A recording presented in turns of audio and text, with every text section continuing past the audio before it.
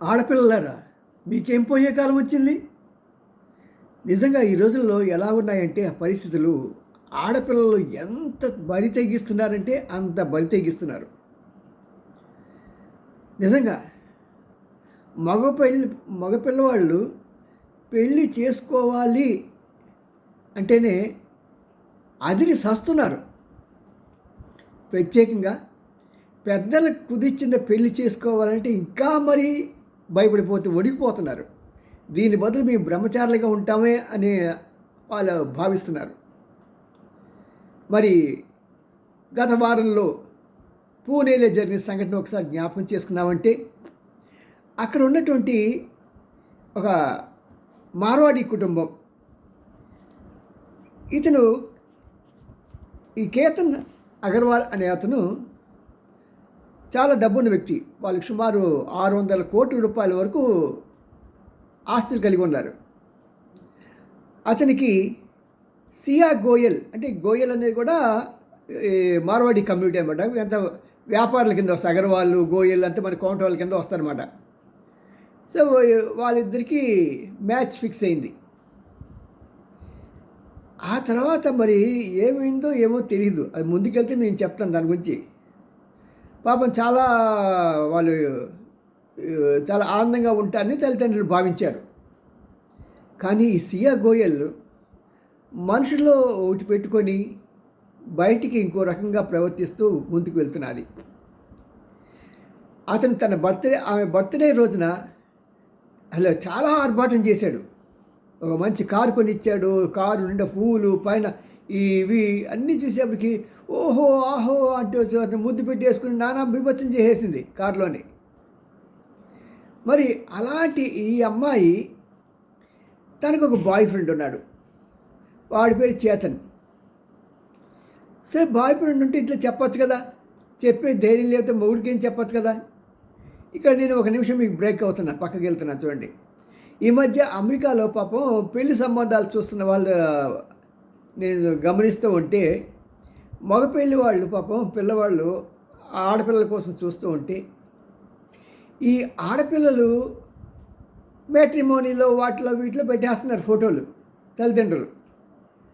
కానీ వాళ్ళకి ఏంటంటే అప్పటికే వాళ్ళు ఇంకొక సెటప్ వచ్చేస్తున్నది. అక్కడ ఒక బాయ్ ఫ్రెండో గీర్ ఫ్రెండో ఇలా పెట్టుకొని నానా బీభత్సాలు చేసుకుని, ఎందుకంటే అడ్డు అదుపు ఏమి ఉండదు అక్కడ అమెరికాలో. తల్లిదండ్రులు ఉండరు, ఎవరు చూడరు, ఎవరు ఏమనరు. పోనీ వీళ్ళ గురించి వీళ్ళ స్నేహితులు ఎవరైనా చెప్తుంటే వాళ్ళు కూడా వీళ్ళంటి వాళ్ళే తోడు దొంగలు అనమాట. ఎవరికి వాళ్ళు, వీడికి వాడి సాక్ష్యం, వాడికి వీడి సాక్ష్యం. దాంతో పాప మా ఫ్రెండ్ ఒక ఆయన ఉన్నాడు. వాళ్ళ అబ్బాయి అమెరికాలో చదువుకున్నాడు, అమెరికాలో ఉద్యోగం చేస్తున్నాడు. పెళ్లి సంబంధాలు చూద్దామని చెప్పేసి ప్రయత్నం చేస్తుంటే మెల్లిగా దొరికింది. ఈ మ్యాట్రిమోనీలో కూడా ఎన్ఆర్ఐ సేవకి 40,000 60,000 వాళ్ళ ఇష్టం. వీళ్ళకి ఏమనిపిస్తుందంటే, ఎన్ఆర్ఐ అంటే అక్కడ బేవర్స్గా డబ్బులు వచ్చేస్తాయని.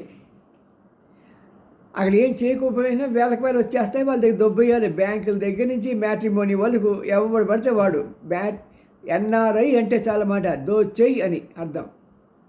సో పాపం కట్టేసే ఆయన పిచ్చి మహానుభావుడు.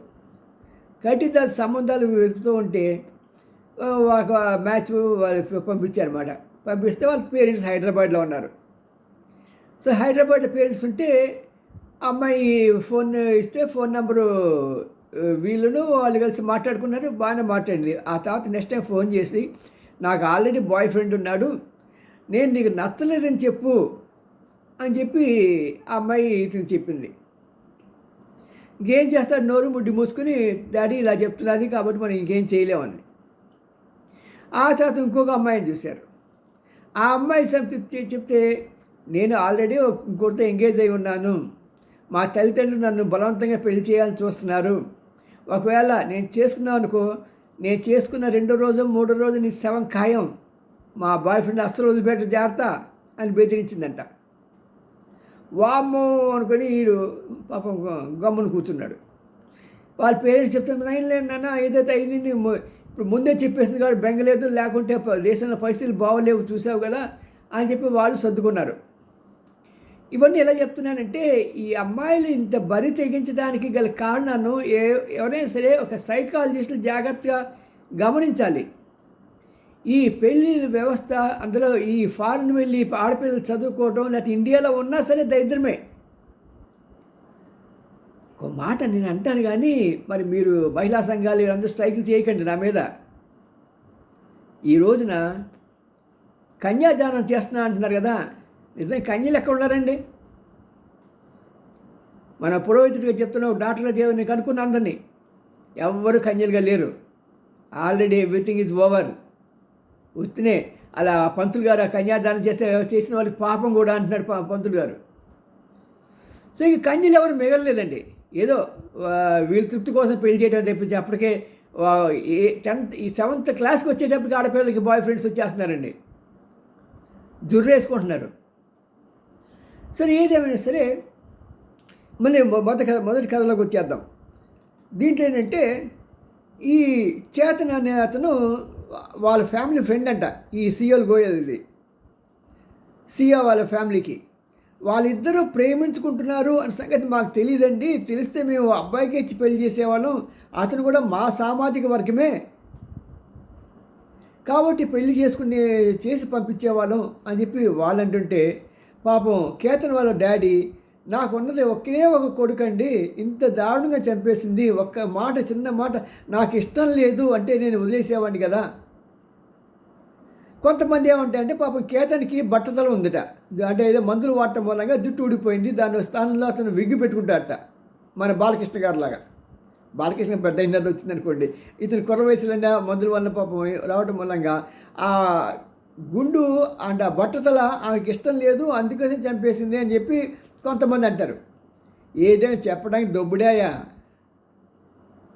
ఇలా చంపేస్తే రేపు జైల్లో పోయింది నువ్వే కదా, నువ్వు పోతే బతికే ఉంటావు జైల్లో హాయిగా, బయటకు వచ్చిన రోజుకి 10 మంది తిరుగుతావు, నీకేం బెంగలేదు, అరిగేది కాదు కాబట్టి. పాపం ఆ తల్లిదండ్రులు ఆ వయసులో ఆ దుఃఖాన్ని ఎలా భరిస్తారు? అందులో ఎంత దారుణంగా అంటే తెలుసా, నమ్మించి పూణే దగ్గర ఉన్న ఈ కొండల్లోకి తీసుకెళ్ళి ఒకసారి తోసేస్తే అదృష్టం బాగుండి ఆ కుర్రోడు ఆ చెట్ల మీద పడ్డాడు. చెట్ల మీద పడి బతికొస్తే ఏంటి అలా తోసావంటే పాము ఉందిట. సో నిజంగా పాము అని నమ్మేశాడు. ఇంకోసారి వీళ్ళంతా కలిసి బాలి వెళ్ళడానికి ఇది పెళ్ళి కావాల్సిన ఇద్దరు కలిసి బయలుదేరితే అతని బ్యాగ్లోంచి పాస్పోర్ట్ తీసి దాచేసి ఎయిర్పోర్ట్కి వెళ్ళారు. చూసుకుంటే ఇతను పాస్పోర్ట్ కనబడలా. అందరూ మళ్ళీ వెనక్కి వచ్చారు, టికెట్ పోయిందిలే అని. ఇదంతా ఈమె కుట్ర. ఎందుకంటే ఆ నెక్స్ట్ డే 1 or 2 డేస్కి అతని బర్త్డే ఉంది, ఆ బర్త్డే రోజున ఇది చంపేయాలని. పాపం వాళ్ళ తల్లిదండ్రులు బర్త్డేకి ఇంకో చోటుగా చేసుకుందామంటే, అది కాదు ఇక్కడే మేము ఉంటే మా ఫ్రెండ్స్ మధ్యలో మేము చేసుకుంటామని చెప్పేసి వాళ్ళ పేరెంట్స్ని పంపించేసి చక్కగా ఈ కుర్రాడికి ఉంచి ఆ ప్రియుడి సహాయంతో ఇంకో చోటుకు వెళ్ళి ఇద్దరు కలిసి చాలా లోతైన దీంట్లోకి తోసారు, లోయలోకి. పాపం చనిపోయాడు. ఈ కథ ఇక్కడితో ఆగట్లేదండి. ఈ ఆడపిల్లలు ఎంతటి దారుణాలు చేస్తున్నారంటే అంతటి దారుణాలు చేస్తున్నారు. మగపిల్లలు అసలుకి పెళ్ళి చేసుకోవాలంటే భయపడి చచ్చిపోయేంత పరిస్థితి అనమాట. పోనీ పెళ్ళి కోసమే అనుకుంటే ఇది వేరే ఉంది. మీకు జ్ఞాపకం ఉంటుంది, ఒక 4-5 సంవత్సరాల క్రితం వైజాగ్లో కూడా ఒక సంఘటన జరిగింది. పాపం ఒక జంట హాయిగా సింగపూర్ ఎక్కడికి వెళ్ళి అక్కడ కాపురం ఉండి అక్కడ 4 డబ్బులు సంపాదించుకొని పిల్లలు పెద్ద అవుతున్నారు, స్కూల్లో జాయిన్ చేయాలని చెప్పి తీసుకొచ్చి వైజాగ్లో పెడితే ఆ అమ్మాయికి తన చిన్నప్పుడు ఫ్రెండ్ ఎవడో వాడు కలిసి తొట్టిగాడు. వాడు ఇది కలిసి చాలా కాలం అయిపోయింది, కలిసారు. ఇంకా అక్కడి నుంచి అలా రావటాలు పోవటాలు, ఇంట్లో మగ ఆయన లేకపోవడంతో వాళ్ళిద్దరికీ ఇంకా పడక సీన్కి ఎక్కేశారు. ఒకసారి ఆ అనుభవం వచ్చిన తర్వాత ఇంకా ఆగుతారా? సరే ఈ లోపల అక్కడ కండిషన్స్ బాగోలేదు, ఇండియా వచ్చేస్తా అని పాపం ఇండియా వచ్చాడు భర్త. ఇప్పుడు ఆటంకం అయిపోయాడు భర్త, ఎలాగైనా సరే వీళ్ళు లేపేయాలి. సరే అక్కడ ఒక పార్క్లో వీళ్ళు నడవడానికి వెళ్తున్నప్పుడు ఆ నడిచేటప్పుడు ఆ ప్రియుడి సహాయంతో తన భర్తని చంపేసింది. ఇంకా 2 పిల్లలు ఉన్నారు, అయినా సరే చంపేసింది. ఇలాంటి దారుణాలు రోజుకి ఒక్కొక్క కథ వింటూ ఉంటే ఎవడు సంసారం చేసుకుంటాడు, ఎవడు పెళ్లి చేసుకుంటాడు? మీ దుంపల దాగా మీకేం పోయే కాలం వచ్చింది? బ్రతుకు చెడ, జాతిని నాశనం చేసేస్తున్నారు కదా.